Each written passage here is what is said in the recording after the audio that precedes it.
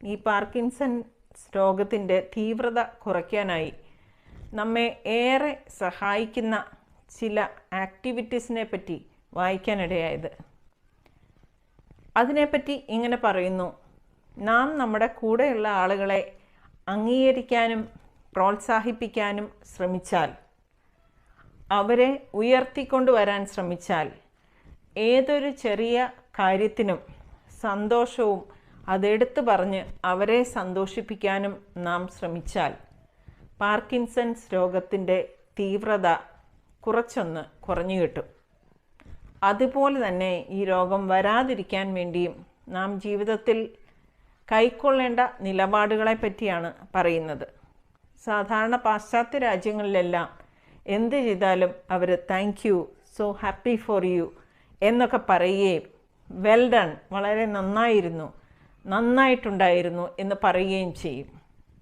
നമ്മുടെ ഒരു ജീവിത രീതി വെച്ച് നമുക്ക് ഉള്ളിൽ അത് വളരെ നന്നായിരിക്കുന്നു എന്ന് തോന്നിയാൽ പോലും അതൊന്ന് തുറന്ന് പറയാനോ അവരെ ഒന്ന് അനുമോദിക്കാനോ നാം അധികം മെനക്കെടാറില്ല.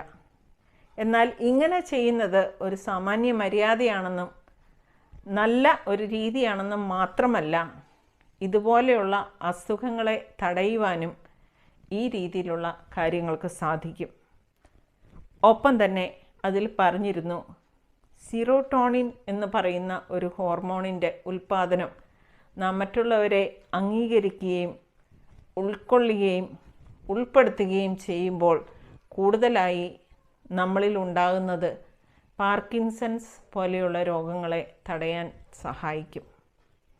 മാത്രമല്ല, നമ്മുടെ ശരീരത്തിൽ നമ്മുടെ വളർച്ചയ്ക്കും മാനസികമായ ആരോഗ്യത്തിനും കാരണക്കാരായേക്കാവുന്ന പല ഘടകങ്ങളുടെയും ഉൽപ്പാദനത്തിൻ്റെ പിന്നിൽ നമുക്ക് ഇഷ്ടമുള്ള വ്യക്തികളോടൊപ്പം അല്പസമയം ചിലവഴിക്കുന്നതും അവരോട് കൂടി ഒന്നിച്ച് എന്തെങ്കിലും നല്ല കാര്യങ്ങൾ പറഞ്ഞ് രസിക്കുന്നതും ഒരുപാട് സമയം നമ്മുടെ സഹജീവികൾക്കൊപ്പം പങ്കിടുന്നതും ഒക്കെ സഹായിക്കും എന്നും ആ ബുക്കിൽ വായിച്ചറിയാൻ